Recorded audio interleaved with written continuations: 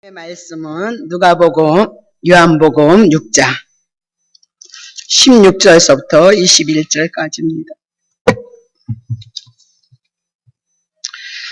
저물매 제자들이 바다에 내려가서 배를 타고 바다를 건너 가버나움으로 가는데 이미 어두웠고 예수는 아직 저희에게 오시지 아니하셨더니 큰 바람이 불어 파도가 일어나더라. 제자들이 노를 저어 10여리쯤 가다가 예수께서 바다 위로 걸어 배에 가까이 오심을 보고 두려워하고는 가라사대 내니 두려워 말라 하신대 이에 기뻐서 배로 영접하니 배는 곧 저희의 가려던 땅에 이르렀더라. 오병이의 기적을 맛본 제자들이 이제 갈릴리 바다로 건너가서 풍랑을 만나게 되어지는 사건이죠. 근데 풍랑이 얼마나 거센지 자기들이 가고자 하는 그 방향에 가지 못하고 바다 한가운데 있었던 그 사건을 들어서 기적에 대한 얘기를 하고 있는 거죠. 그렇게 풍랑 한가운데 풍랑을 만나서 자기들이 가고자 하는 곳에 이르지 못했던 그들에게 예수님이 바다 위를 걸어오는 그 사건을 말씀하고 그것을 기적이다, 표적이다라고 그렇게 얘기를 합니다. 그래서 이제 기적이나 표적에 대한 것들을 우리가 상당히 좋아하죠. 그런 이적과 기적이 있으면 참 좋겠다.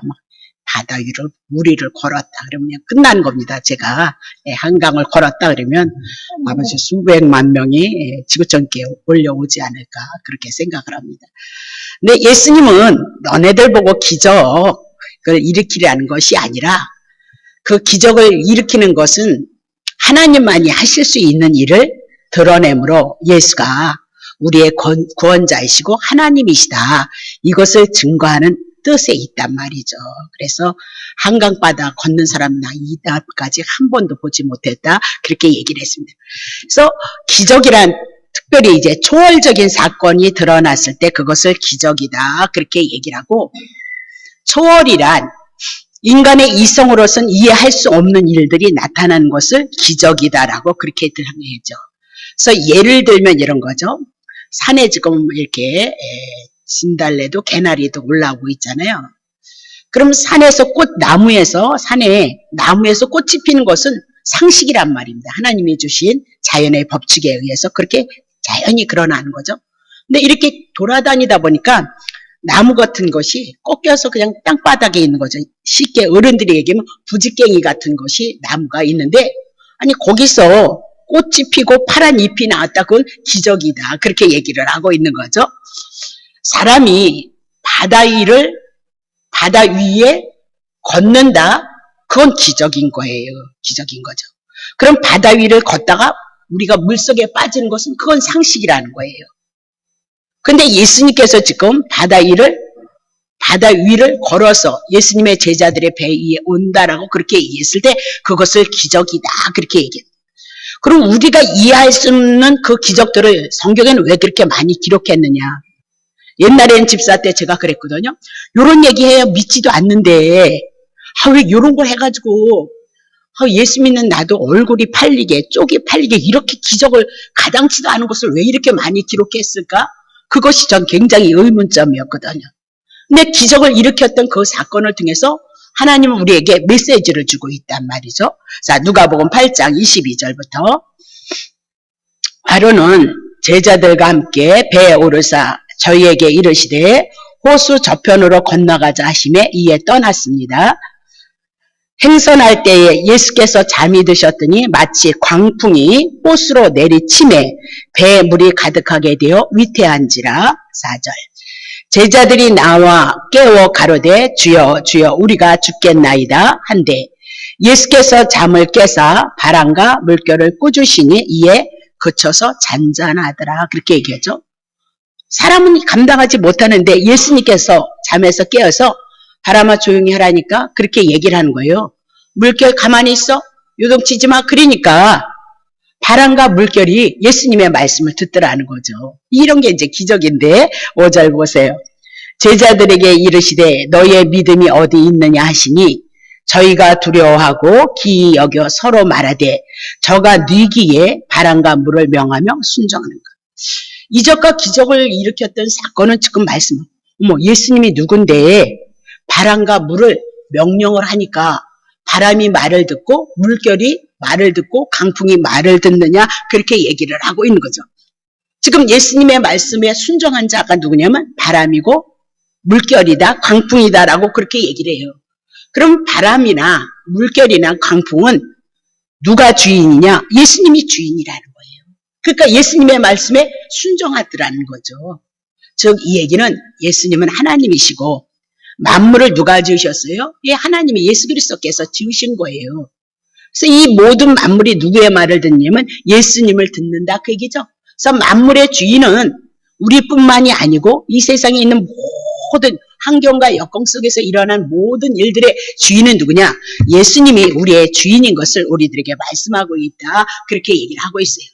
조금 제가 그린 것이 아니고 어떤 목사님이 얘기를 했어요. 그래서 저도 그 목사님의 표현을 따라서 얘기를 할게. 제가 그린 게 아니고 어떤 목사님이 그렇게 얘기를 했어요. 예수님이 이 땅의 임금이시고 하나님이시고 왕이시고 우리의 구원자이시고 또한 우리들에게 심판자가 되어주는 것을 안다면 우리는 예수님을 어떻게 대할 것인가? 그분이 하나님이신데 그분을 우리가 어떻게 대하는 것이 마땅할 것인가?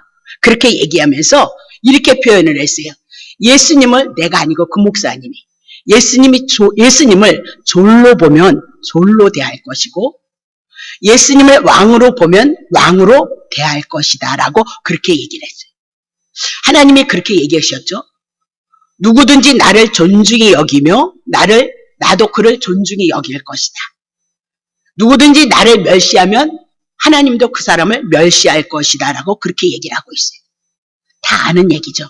근데 우리가 각자의 삶 속에서 예수님을 어떻게 대하느냐 지식으로는 다 알고 있는데 우리들의 삶이 어떻게 예수님을 대하고 있느냐 그렇게 얘기하면서 주일날 예수님이 왕이라고 생각한다면 자기의 사적인 일을 보러 가잖아요. 어쩔 수 없이 직장이나 장래의 문제나 너무 아파서 못 온다거나 이런 거는 어쩔 수 없잖아요. 그럼에도 불구하고 그런 것이 아니면 예수님이 정말 자기의 하나님이 되시고 왕이 되어진다면 세상 일이나 친구 만나는 것보다 예수님을 만나오러 되어져 있다 그렇게 얘기를 하고 있는 거죠. 근데 예수님이 졸이면 예수님 무시하고 예배 무시하고 자기 볼 일을 다 보러 다닌다는 거죠. 그러면서도 예수님은 하나님이시고 예수님은 왕이시고 그건 믿음이 아니라는 거예요. 각자가 자기가 갖고 있는 예수님에 대한 그 믿음을 따라서 자기의 삶이 나온다라고 그렇게 얘기를 하죠. 중요한 것은 예수님을 존중히 여기면 예수님도 우리를 존중히 여기고 예수님을 기이 여기면 그도 우리를 기이 여기지만 그러나 예수님을 멸시하고 무시를 하면 하나님은 어쩔 수 없이 깨닫게 하시기 위해서 그를 향해서 무시할 수밖에 없다라고 그렇게 얘기를 하고 있어요.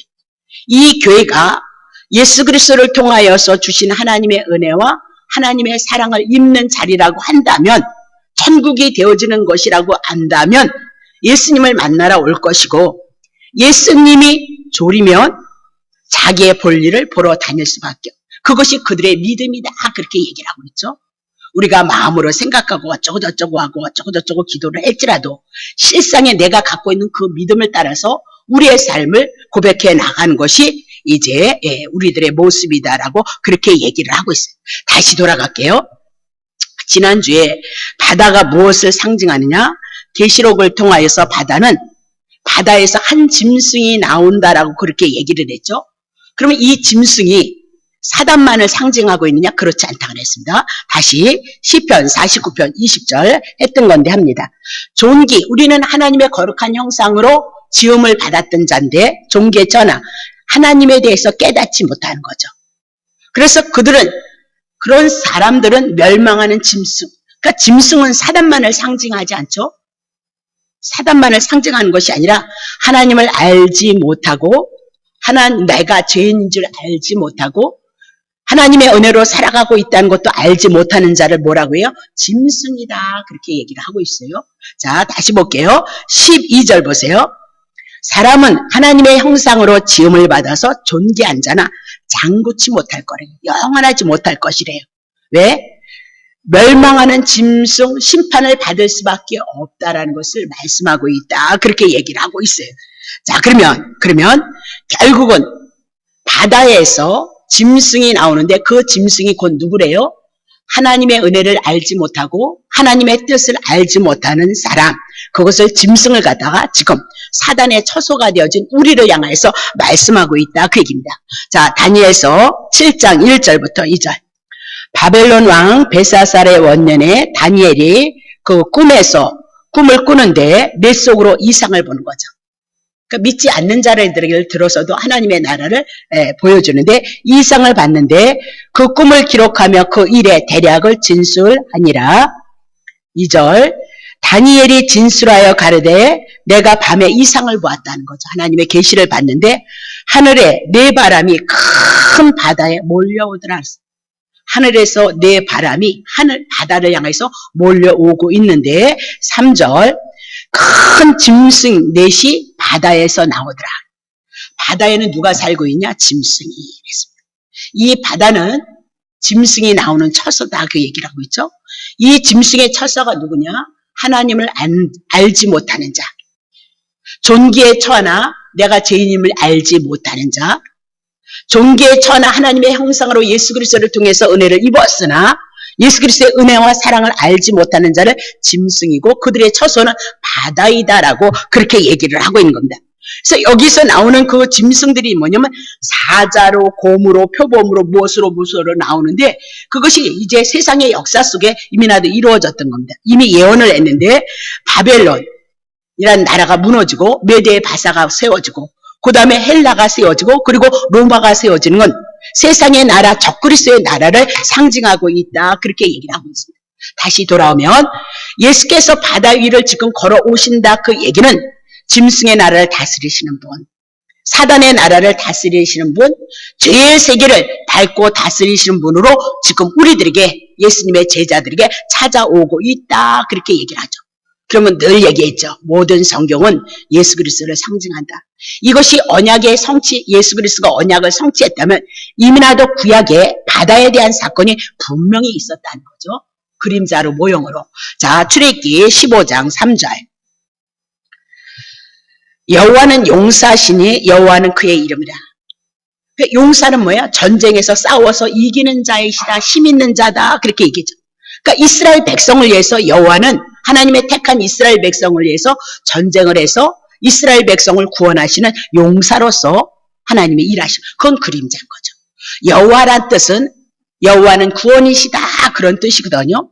그러면 신약의 구원자가 누구예요? 예수 그리스도를 예표로 해서 구약의 여호와가 이스라엘 백성을 위해서 싸우셨도다라고 그렇게 얘기를 하고 있죠. 어떻게 싸웠느냐? 자, 4절.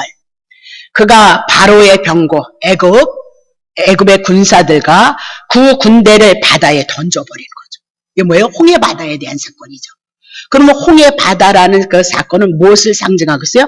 적그리스도 사단의 나라, 죄에 대한 세상을 얘기를 해 나가는데 그 택한 애굽의 힘 있고 능력 있는 장관을 어디에다 봐둬요? 홍해에다 잠겼도다, 던져버렸도다, 수장시켰더라. 그렇게. 그럼 애굽의 백성은 유월절 어린 양이 없음으로 말미암아 그들은 당연히 바다에 빠지는 거예요. 사단의 나라에 죽임을 당하고 심판을 당하는 것을 지금 말씀하고 있다. 그렇게 얘기를 하고 있는 거죠. 자, 5절 봅니다. 큰 물이 그들을 덮어버렸어요. 그래서 그들이 돌처럼 깊음 위에 내렸도다. 그렇게 얘기하고 있는 것은 깊음이 무엇을 음부를 얘기하고 있죠. 지옥을 얘기하고 심판을 얘기하고 있다라고 그렇게 얘기를 하고 있는 거죠. 그러면 애굽의 백성들은 하나님의 나라를 대적하고 하나님의 백성을 대적함으로 하나님 앞엔 원수이다라고 그렇게 얘기를 하고 있어요.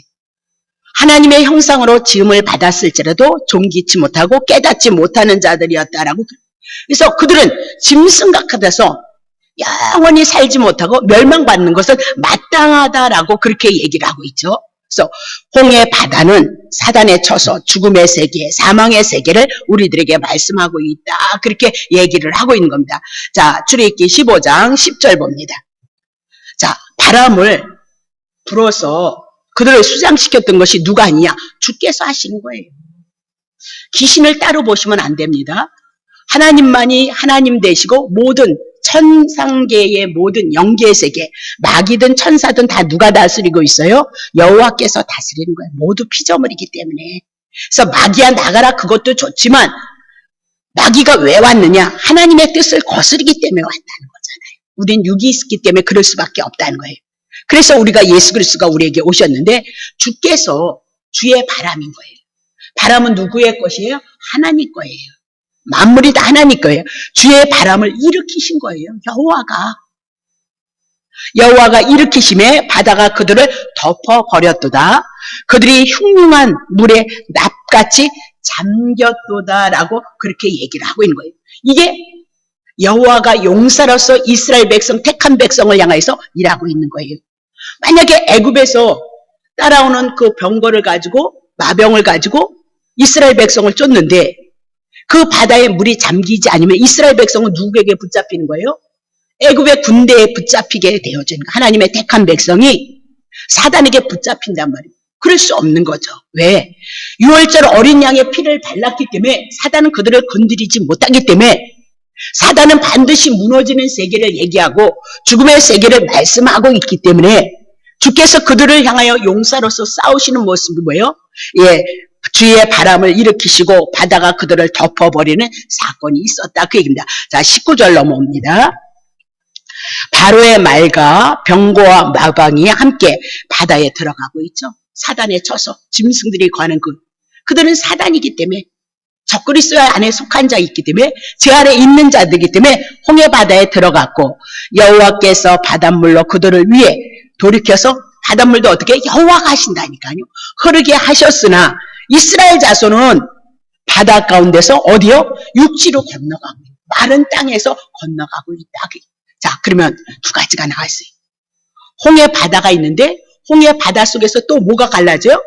하나님께서 바람을 일으키고 동풍을 일으켜서 마른 땅이 나오더란 말이죠. 이스라엘 애굽 백성은 홍해 바다에서 죽는데 아니 애굽의 백성들은 근데 하나님의 택한 이스라엘 백성 홍해 바다에서 건짐을 받고 마른 땅이 되어져서 나오는 것을 말씀하고 있다. 그렇게 얘기를 하고 있죠. 그럼 여기서 이 마른 땅은 무엇이냐? 바다에서 깊은 바다에서 저주의 바다에서 심판의 세계에서 여호와께서 용사로 일하심으로 이스라엘 백성은 어떻게? 생명의 세계로 산 세계로 꼬집어내는 사건을 우리들에게 말씀하고 있다. 그렇게 얘기를 하고 있는 거죠. 자, 그러면 바닷물이 갈라지고 마른 땅으로 올라왔다는 것은 죽음의 세계, 홍해 바다에서 생명의 세계로 구원받았음을 우리들에게 말씀하고 있다. 그 얘기입니다. 근데 이 사건이 바다에서 묻이 되어오고 마른 땅이 되어지는 사건이 창세기에도 있어요. 창세기 1장은 성경 전체를 통해서 어떻게 말씀하시고 어떻게 이룰 것인가를 성경 전체를 우리들에게 표현하고 있는 것이 창세기 1장인데 한번 살펴볼게요. 창세기 1장 9절부터 10절. 하나님이 가라사대 천하의 물이 한 곳으로 모였어요. 하늘과 땅에 있는 모든 물이 모였는데 거기서 묻이 드러나는 거예요. 그래서 그렇게 하라 하니까 그대로 되어졌거든요. 10절 보세요. 하나님이 묻을 땅이라 하시고 천하에 모인 물이 모여 바다라 칭하시니 하나님 보시기에 좋았다 그랬습니다. 그러면 천하에 물이 모였는데 그것이 뭐야? 바다이더라 그렇게 얘기를 하고 그리고 그 바다에서 뭐가 나와요? 묻이 나오는 거죠. 마른 땅이 나오더라라고 그렇게 얘기하면서 그것이 하나님 보시기에 좋았더라. 하나님이 하실 일이라는 거죠. 그러면 아까도 말씀했던 것처럼 바다는 사단의 처소이다. 적그리스도의 처소이다. 죽음의 세계이다. 그렇게 얘기를 하고 있어요. 이 천하의 그 물이 모인 바다에서 뭐가 나온다고? 마른 땅이 나오더라라고. 그 마른 땅이 누구냐? 구원받은 바다에서 제약 가운데서 구원받은 우리가 마른 땅이 되어질 것을 말씀하시고 하나님은 그것을 위해서 일하시기 때문에 하나님 보시기에 좋았더라. 하나님이 하실 일인 것을 우리들에게 말씀하고 있다. 그렇게 얘기를 하고 있는 거죠. 그러면 영적으로 봤을 때 바다는 죽음의 세계를 말하고 땅은 지금 여기서 바다에 있는 우리가 구원을 받아서 하나님 보시기에 좋은 땅이 되어줄 것을 생명의 세계를 말씀하고 있더라 그 얘기입니다. 근데 이게 언제냐? 셋째 날이라는 거예요. 셋째 날. 그러면 3이라는 숫자를 가지고 성부와 성자와 성령 3이 하나님의 존재를 나타난다 그렇게 얘기하고 완전수이다 부활의 수이다 라고 그렇게 얘기를 했어요. 그럼 셋째 날 바다에서 저주의 바다에서 묻이 드러남으로 하나님이 보시기에 좋았더라. 땅 되었던 우리가 구원을 얻는 세계를 말씀하고 있다 그렇게 얘기했어요. 그러면 이 셋째 날은 예수님이 첫 번째 날은 십자가에서 죽으실 것, 두 번째 날은 음부에 들어가셔서 지옥에 들어가셔서 우리의 저주, 우리의 죽음, 우리의 사망의 문제를 해결하실 것, 세 번째는 예수 그리스도께서 부활하실 것을 말씀하고 있다. 그 바다 제 가운데 있는 우리가 홍해 바다에서 묻이 드러나서 그들이 이스라엘 택한 백성이 구원을 얻는 얘기를 지금 어디서 예언하고 있어요? 창세기 1장에서 이미라도 예언을 했고 구약의 이스라엘 백성을 통하여서 그 언약의 말씀이 성취되어졌고 그것은 그림자다 그렇게 얘기하죠. 신약에 와서 지금 바다 위를 걸으시며 사단의 처소를 사단의 나라를 밟고 다스리시는 예수 그리스도를 통해서 구약 성경이 예수님을 통해서 완성되어지는 것을 우리들에게 말씀하고 있다 그렇게 얘기합니다. 자, 성경에 보면 땅을 무엇이라고 하느냐? 창세기 1장 2절 보세요. 하나님이 태초에 천지를 창조하시는데 하늘에 대한 얘기를 안 하고 2장에 땅에 대한 얘기부터 하는 거죠. 그럼 땅은 쉽게 얘기하면 우리인데 우리가 혼돈과 공허와 흑암이 깊음에 있을 것을 이미라도 하나님은 말씀하셨어요. 그것이 어디에서 이루어지느냐? 창세전에 하나님의 계획 가운데 있었다라고. 죄악 가운데 있는 우리들의 인생의 여정에 그냥 내버려두지 아니고 하나님의 성령님께서 이 죄인들을 주관하시고 다스리시더란 말이죠.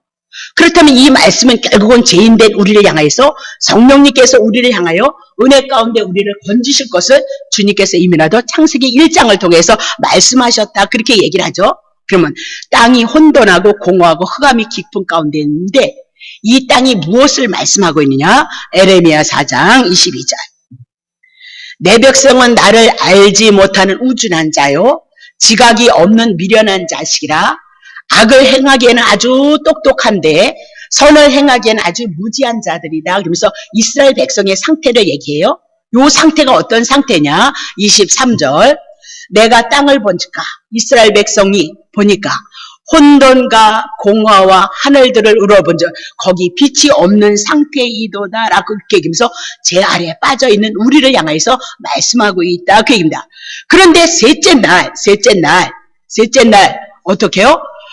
바다에 천하의 바다에서 마른 땅이 나오므로 하나님이 보시기에 좋았더라. 죄악된 세상에서 땅된 우리가 건짐을 받고 죄에서 건짐을 받고 구원받는 얘기를 하면서 하나님이 보시기에 좋았더라고 그렇게 얘기를 하고 있거든요. 그러면 구원받은 이 성도들이 하나님 보시기에 좋은 하나님의 형상으로 지음을 받았던 우리가 무엇을 할 것이냐?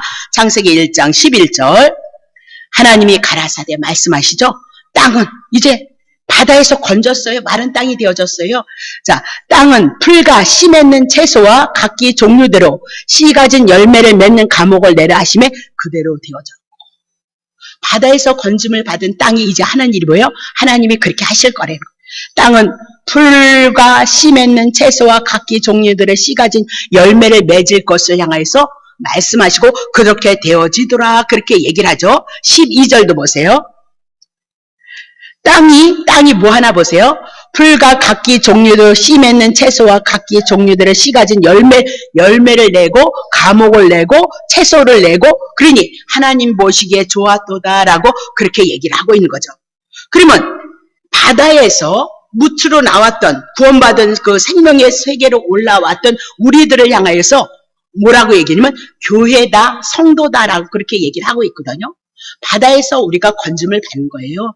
애굽에서 이스라엘 백성들이 홍해 바다에서 마른 땅으로 나왔던 것처럼 제약된 우리들이 예수 그리스도로 말미암아 천하의 물 바다에서 땅이 되어져서 올라와서 이렇게 감옥을 내고 열매를 맺을 것을 말씀하고 있다 그렇게 얘기를 하고 있죠.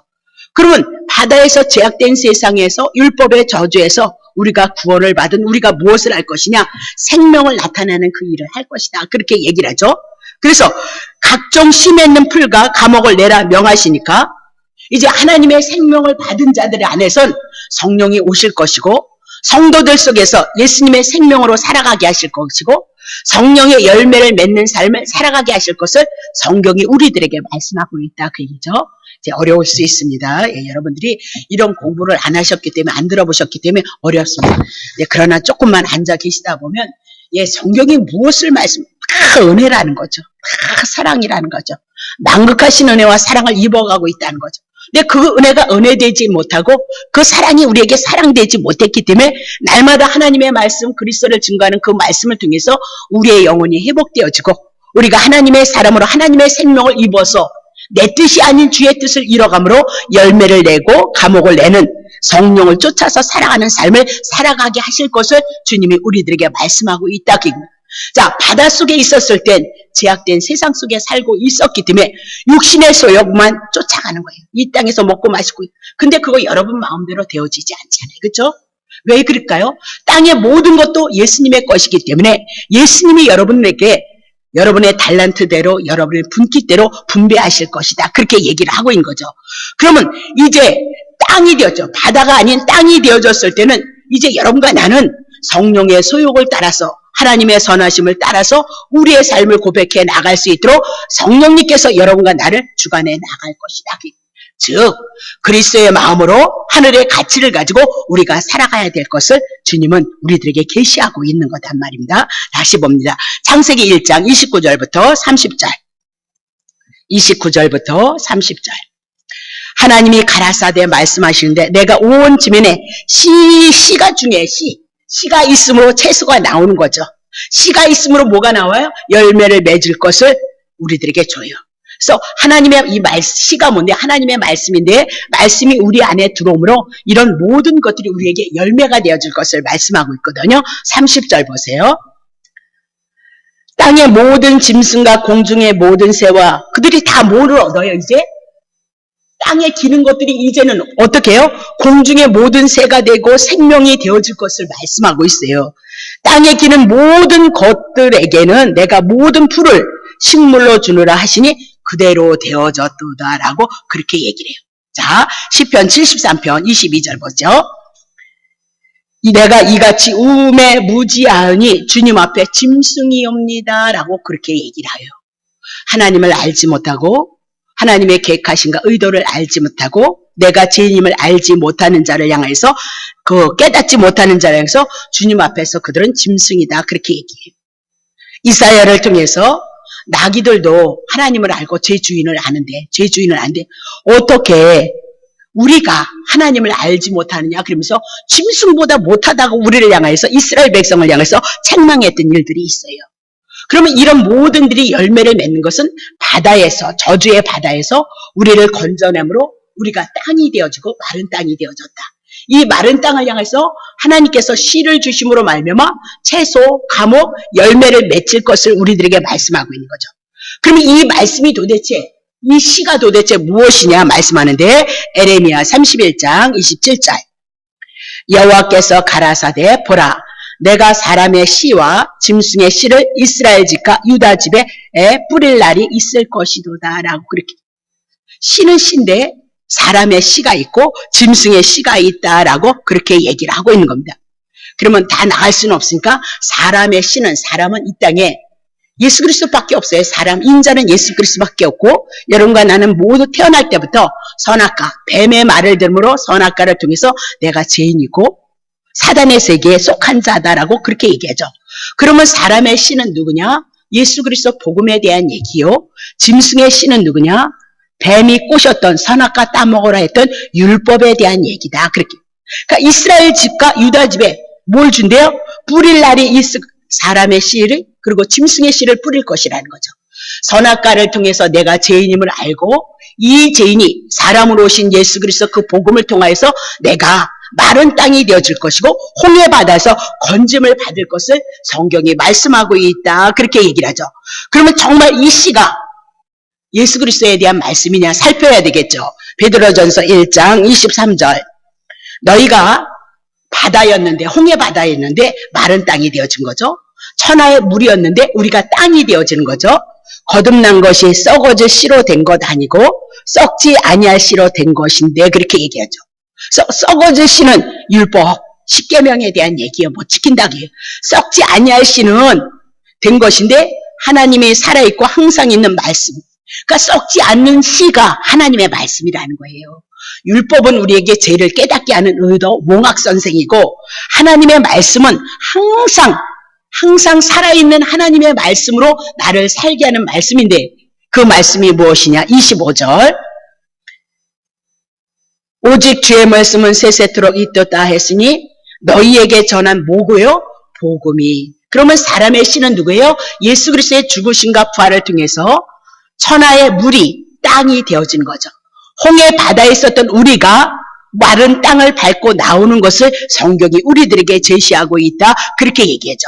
요한복음 6장 27절. 썩을 양식을 위하여서 일하지 말고 영생하도록 있는 양식을 위하여 하라. 이 양식은 인자, 사람이 너희에게 주리니 인자는 아버지 하나님의 인치신 자이니라. 하면서 사람의 씨가 누구냐? 예수 그리스도. 우리들에게 영원한 생명을 갖다 준 홍해 바다에서 우리를 건지는 것은 하나님 살아있는 항상 말씀인데 그 말씀이 뭐냐? 복음이다. 처음 오신 분들은 어렵지만 그래도 해나가야 됩니다. 복음이 무엇이냐? 예수님의 죽으심과 부활을 통해서 우리가 산자가 되어지고 홍해 바다에서 건짐을 받는 사건을 말씀하고 있다. 그렇게 얘기를 하죠. 시편 78편 40절입니다. 저희가 강야에서 그를 반항하며 하나님을 방황했다는 거죠. 애굽에서 건짐을 받고 이적과 기적이 있어도 이적 기적이 있으면 잘 말 들을 것 같아요? 안 그래요. 이스라엘 백성이 애굽 백성이 죄를 짓나 구원받은 이스라엘 백성이 하나님 앞에 범죄나 똑같다 그 얘기죠. 사막에서 그를 슬프게 함이 몇 번이고 10번이었어요. 왜 10번이겠어요? 아주 지을 대로 충만하게 죄를 지었다는 것을 말씀하고 있다. 그러면 이스라엘 백성이 죄 아래 있으나 이스라엘 백성이 구원을 받고 구원을 받은 후에도 죄 가운데 있는 것을 드러내는 것이나 애굽 백성이 하나님의 언약 유월절 어린 양을 알지 못하고 범죄하는 것이나 똑같다라고 그렇게 얘기를 해요. 근데 왜 애굽의 백성은 홍해 바다에 저장이 되어지고 수장이 되어지고 이스라엘 백성은 마른 땅이 되어져서 그 땅을 향하여 걷고 나올 수 있느냐라고 그렇게 얘기를 해요. 이스라엘 백성은 하나님이 언약을 하셨어요. 일반적으로. 그래서 그 언약이 누구냐? 구약에는 유월절 어린 양이었고 신약에는 예수 그리스도였다 그 얘기죠. 바다에 빠지는 거, 십자가에서 죽는 거, 음부에 들어가는 건 예수님이 십자가에서 이튿날 음부에 들어가시고 3일에 부활하셔서 이스라엘 백성이 마른 땅을 건널 수 있었도다라고 그렇게 얘기를 하고 그건 그림자다 그 얘기입니다. 신약에 오면 요한일서 3장 8절부터 9절. 죄를 짓는 자는 마귀에게. 그래서 우리는 요거 어디서 인 거야? 하나님의 말씀을 들어야 되는데 뱀의 말을 들었잖아요. 그렇죠? 그래서 죄를 짓는 자는 마귀, 옛뱀, 마귀, 귀신, 용 막 그러잖아요. 계시록에. 마귀에게 속하나니 마귀는 처음부터 범죄함이니라. 하늘에서 떨어졌던 천사가 속여서 뱀을 속여서 들짐승을 속여서 죄를 짓게 하고 사단에게 넘어갔다 그 얘기죠. 하나님의 아들이 이 땅에 이제 때가 되셔서 나타나신 것은 마귀의 일을 멸한다는 거죠. 그럼 마귀를 어떻게 보이지도 않는데 때려부실 수도 없고 죽일 수도 없고 뭐라고 얘기해요? 마귀는 죄를 졌기 때문이라는 거예요. 죄를 진 자는 마귀에게 속했다는 거죠. 계명 지키지 못했으니까 여러분 죄를 졌죠. 그래서 마귀에게 속했다 그렇게 얘기를 하고 있는 거죠. 그래서 예수님이 이 땅에 오셔서 마귀의 일을 멸했다는 것은 우리의 죄의 문제를 해결했다 그 얘기죠. 십자가에서 죽으심으로 죄의 문제, 사단의 문제 끝났다 그렇게 얘기를 하고 3일에 부활하심으로 우리가 부활하고 우리가 산자가 되어지고 하나님의 아들이 되어졌도다. 성경은 이것을 증거하고 있더라 그 얘기죠. 그래서 9절 봅니다. 하나님께로서 난 자마다 죄를 짓지 않으니 이스라엘 백성이 광야에 나와서 범죄했던 것이거든요. 우리도 구원을 받았지만 하나님 앞에 율법을 지켜내지 못하고 죄인의 상태로 머무르고 있어요. 근데 뭐예요? 하나님이 우리를 낳았어요. 근데 죄를 짓지 않는다는 거예요. 이게 뭔 말이에요? 세상 죄를 누가 가져간 거예요? 예수 그리스도가 다 가지고 갔다 그 얘기. 예수를 믿으라 그 얘기는 그걸 믿으라는 거예요. 그분 한 분을 통해서 우리가 죄인이지만 의인이 되어주고 마귀의 자녀지만 하나님의 자녀가 되어주는 복음, 하나님의 말씀은 항상 살아있는 말씀이란 복음에 대한 얘기를 하더란 말이죠. 죄인을 끄집어서 우리를 살게 하시는 그 복음의 말씀을 증거하는 것이 예수 그리스도에 대한 이야기란 말이죠. 그래서 이는 하나님의 씨가 뭐예요? 예, 말씀, 예수 그리스도 복음. 아까 하나님 전한 말씀 뭐래요? 복음, 하나님의 씨 말씀이 그의 속에 있어요. 그럼 하나님의 말씀이 내 속에 있다는 것은 예수님이 십자가에서 죽으심으로 마귀의 일을 멸하시고 죄 문제를 해결하시고 그것을 끝나는 줄 알았더니 3일 만에 부활하셔서 그것을 믿음으로 우리가 산자가 되어진다는 그 하나님의 말씀이 씨 그럼 굴러 나오셔야 돼요. 복음으로. 그의 속에 거하며 저도 범죄치 못하는 것은 왜요? 하나님께로도 낫도다. 죄 문제가 해결되어지고 우리가 죄를 이제 어떻게 해요? 이기면서 나아갈 것을 말씀하고 있다. 그 얘기죠. 부분적인 거죠. 우리가 죄를 이겨나가는 거. 오늘 하루에도 아주 착한 일을 잘했어요. 죄를 안 졌는데 저녁에는 그만 또 죄를 지어버리잖아요. 그러니까 우리가 하나님의 복음 아니고서는 하나님의 은혜를 바라본다? 있을 수 없어요. 하루하루 살아가면서 그 죄의 그 많은 죄 하나님의 계명을 지켜내지 못하고 살아감으로 죄가 드글드글한 우리가 어떻게 하나님의 은혜를 입을 것이냐. 하나님의 말씀, 복음을 인해서 하나님의 은혜를 입어가고 있다라고 그렇게 얘기를 하고 구약의 이스라엘 백성을 향해서 여호와가 용사였고 이스라엘 백성을 향해서 애굽의 군대를 홍해 바다에 수장을 시켜서 이스라엘 백성이 구원을 얻었다. 그건 그림자예요. 신약에 예수 그리스도가 우리의 용사가 되어줌으로 우리를 위해서 십자가에서 죽으시고 부활하신 것이 그분이 용사로서 우리를 위해서 싸우신 삶이었다는 거죠. 그러면 십자가를 무시하시면 안 된다는 거죠. 그렇게 해서 우리가 하나님의 은혜를 입고 하나님의 인도를 받고 하나님의 사랑을 입어가는 우리가 십자가를 무시하고 복음을 무시하고 예수 그리스도를 무시할 수 있겠냐? 그것은 연약하기 때문에 은혜를 모르는 어린 아이들과 같은 자들이기 때문이다. 그렇게 얘기를 하죠. 그래서 우리가 무엇을 어떻게 하기 이전에 늘 우리의 중심 속에서는 내가 하루하루를 향하여서 소망을 가지고 살아가는 것은 오직 예수 그리스도 우리를 향해서 행하셨던 용서로서 행하셨던 그 은혜가 우리에게 은혜 되어져야 되는 거죠. 여러분 기도하십시오. 알기는 하는데 내 가슴에 때로는 냉랭할 수도 있어요. 그 어느 날 불같이 여러분 안에서 은혜의 역사, 그렇다고 날마다 불같이 역사, 그러면 몸 고장 난다니까요. 그런 것이 아니에요. 그냥 묵상하십시오. 그 말씀을 가지십시오. 그리고 그분 앞에 감사하십시오. 그리고 조금 더 나아가서 그 감사를 가지고 주님 앞에 그런 은혜를 입고 그런 사랑을 입었으니 이웃에게 그 사랑을, 덕을, 선을 여러분이 실력껏 한번 발휘하시면 그게 하나님 앞에 영광이 되지 않을까 그렇게 생각합니다. 정리하겠습니다. 예수께서 바다 위를 걸어오셨던 것, 홍해를 마른 땅으로 건너 구원하는 그 역사를 구약에 있었던 역사를 실질적으로 예수께서 오셔서 재해석하고 그 구약의 홍해 바다에서 건진 사건이 우리를 향한 영적인 이스라엘 우리를 향한 하나님의 구원의 역사였던 것을 말씀하고 있다. 그렇게 예수님이 먹는 것을 향하여서 이스라엘 백성은 우리의 임금이 되어져 달라고 그렇게 고백을 했던 거죠. 예? 우병의 이적을 우리의 임금이 돼. 당신이 임금이 되면 먹고 사는 문제는 해결될 수 있습니다라고 그렇게 얘기를 했어요. 무리를 걸으셨기 때문에 우리의 왕이 될 수 있겠네요. 그렇게 얘기할 수 있다는 거죠. 아니야, 그렇지 않다는 겁니다. 그 사건이 우리에게 이루어지시기 위해서는 하나님 되시는 그분이 십자가에서 죽으시고 우리에게 영생을 가져다 주시는 분이 되셨기 때문에 우리들의 왕이 되셨음을 기억하고 예수님을 붙잡고 묵상함으로써 하나님의 은혜하심이 여러분에게 나타나시기를 예수 이름으로 축복합니다.